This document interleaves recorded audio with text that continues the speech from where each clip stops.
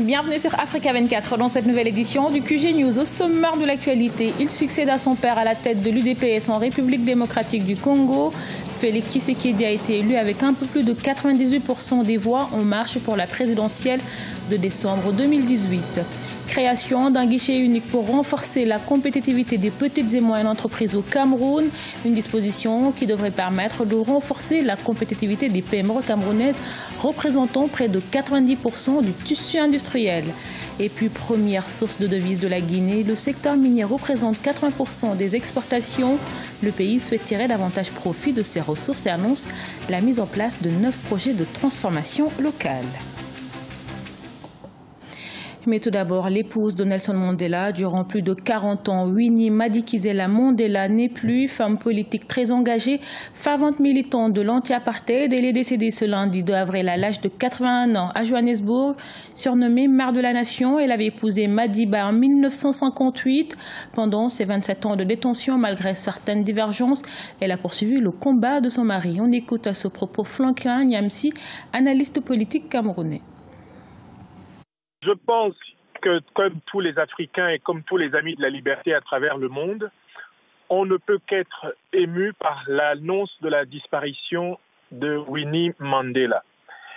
D'abord, en saluant une femme d'une triple dimension, une dimension humaine, le sacrifice qu'elle a consenti pour accompagner la lutte de l'African National Congress et de son principal leader historique, Nelson Mandela, pour la naissance de la démocratie sans discrimination en Afrique du Sud contre le régime de l'apartheid. Ensuite, l'apport qui a été le sien pour l'émancipation de la femme africaine, pas seulement en Afrique du Sud, mais à travers son combat, Winnie Mandela a contribué à donner aux Africaines une conscience citoyenne continentale et mondiale, comme ces femmes qui, outre-Manche et outre-Atlantique, avait contribué à la lutte contre la ségrégation des Noirs aux États-Unis, ou comme toutes les anciennes héroïnes de l'histoire africaine. Après le père, le fils, comme souvent en politique, l'opposant Félix Tshisekedi a été élu à la tête de l'UDPS, une élection qu'il a investie en même temps candidat à l'alternance au pouvoir en République démocratique du Congo, au milieu de grandes manœuvres en prévision du scrutin du 23 décembre 2018. Reportage de notre correspondant Jacques Mboka. Il succède à Étienne Tshisekedi. Élu le vendredi 31 mars à l'issue d'un congrès extraordinaire du parti, Félix Tshisekedi a été porté à la tête du plus grand et vieux parti de l'opposition congolaise. L'Union pour la démocratie et le progrès social a bravé la dictature du maréchal Mobutu et continue la poursuite de son combat pour un état de droit et de liberté. Malgré son ancrage au niveau national, à 35 ans d'existence, le parti n'a cependant pas réussi à accéder au pouvoir. Un défi pour le nouveau président. D'aucuns accusent l'UDPS d'avoir mené durant des années un combat politique stérile et de ne pas accéder au pouvoir. Eh bien, cette fois-ci, aux fins de conquête effective du pouvoir, nous nourrissons les ambitions électorales légitimes suivantes. 1. Gagner haut la main la présidentielle. 2. Avoir le plus grand nombre de députés provinciaux et nationaux.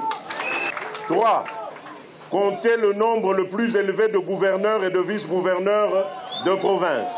Candidat à la prochaine présidentielle, Félix Tshisekedi est, malgré l'assise au niveau national de son parti, conscient que pour réussir un tel projet dans le contexte actuel caractérisé par une loi électorale beaucoup plus rigide, il faut d'abord recréer l'unité du parti et établir des alliances électorales solides. Et je pense qu'il est capable de pouvoir amener tout le monde et de se mettre dans une table et parler, discuter.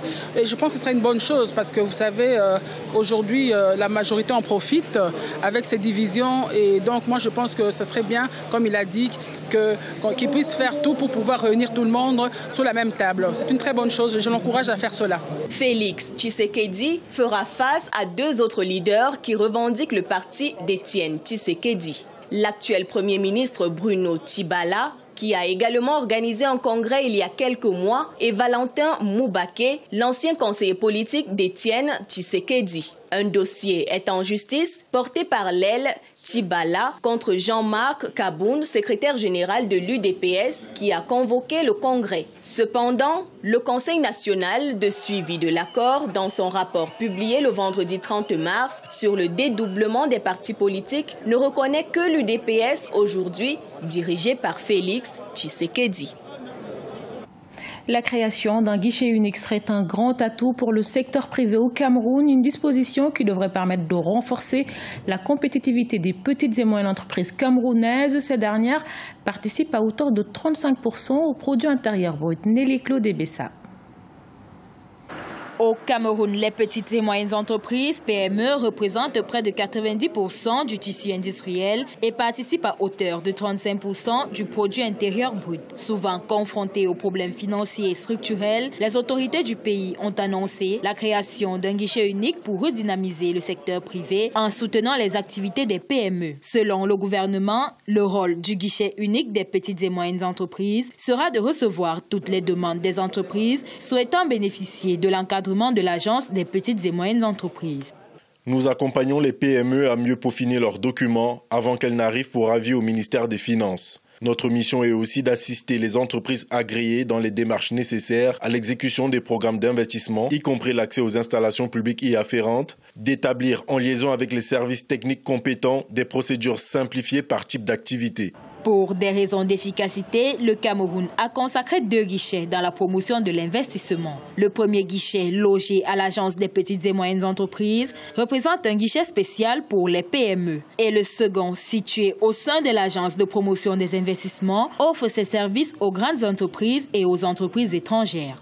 Ce guichet unique aide les PME à avoir une vraie comptabilité, une vraie administration, un vrai management pour pouvoir monter des dossiers qui leur permettent d'arracher des financements à des banques qui ne sont pas faciles à convaincre. Ce que les grandes entreprises ont bénéficié de l'agent de promotion des investissements, c'est des facilités. Les facilités en termes d'investissement, c'est des incitations, c'est des exonérations pour un ensemble d'activités. Ce guichet unique va également permettre ce type de facilité pour les PME. Toutes les petites et moyennes entreprises bénéficient des avantages de la loi de 2013 sur les incitations à l'investissement révisée par celle de 2017. Destinée aux entreprises camerounaises ou celles exerçant dans ce pays, la dite loi accorde des exemptions douanières de paiement d'impôts pour les entreprises pendant une période de 5 ans.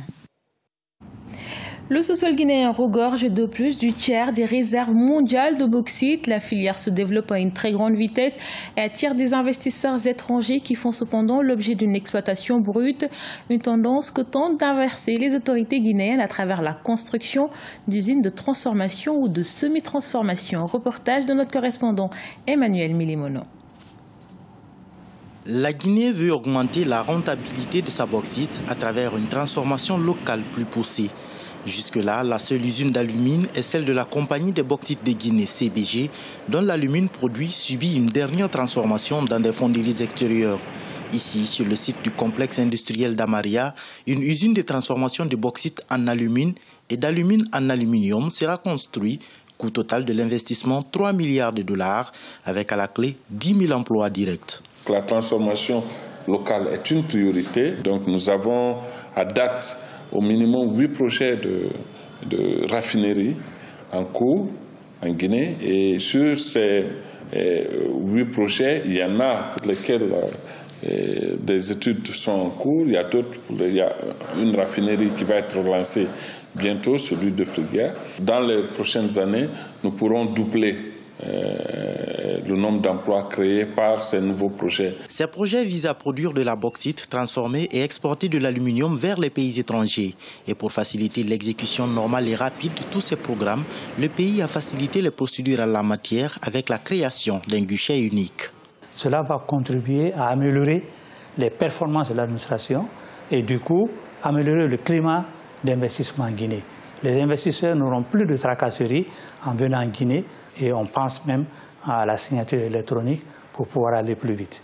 Le secteur minier représente la première source de devises de la Guinée avec 80% des exportations et le plus gros pourvoyeur des recettes du budget national à hauteur de 20 à 25% des recettes. Le pays compte atteindre une production annuelle de 40 à 60 millions de tonnes à partir de 2018 avec un objectif à terme de 100 millions de tonnes par an. La transformation locale pourra nettement accroître les avantages tirés de ce secteur. Ce journal a été réalisé par l'ensemble de la rédaction. Merci pour votre fidélité. Dans un instant, une nouvelle édition de l'actualité sur Africa 24.